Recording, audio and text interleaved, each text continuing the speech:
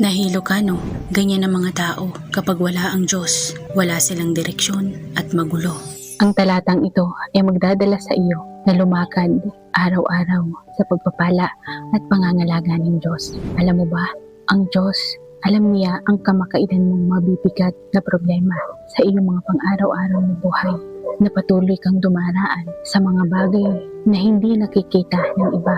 Ngunit alam mo, nakikita niya ang bawat mga luha at naririnig niya ang bawat sandali ng tahimik mong pananalangin, at binibilang niya ito sa bawat pagkakataon na mas pinipili mong tumigil o tumahimik at magpatuloy.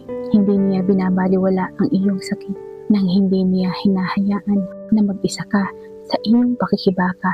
Lagi siyang nasa iyong tabi, mas malapit sa iyo. Sinabi sa Biblia sa mga awit 34 kabanata 18 ang talata, ang Panginoon ay malapit sa mga may bagbag na puso at inililigtas ang mga may pagsisising diwa.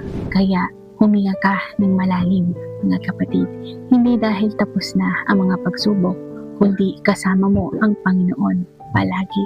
Hindi ka nabigo, ginagabayan ka pa niya para ipanalo ang mga pagsubok. Sa huli, mas malaking pagpapala na mula sa Diyos. Tinuturuan ka niya upang ang puso mo ay manalig kahit sa tahimik na laban.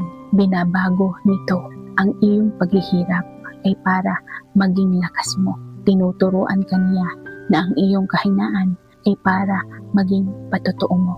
Ginagawa ang iyong misyon na ang sakit na ito ay isang pagsubok para sa iyo. Kaya huwag kang matakot, huwag kang huminto, at huwag kang tumakbo. Nagsisimula pa lang ang iyong kwento. Kung naantig ka, mag-comment ng Amen at i-share ang video na ito sa iyong kaibigan. Pagpalain ka nawa ng Diyos.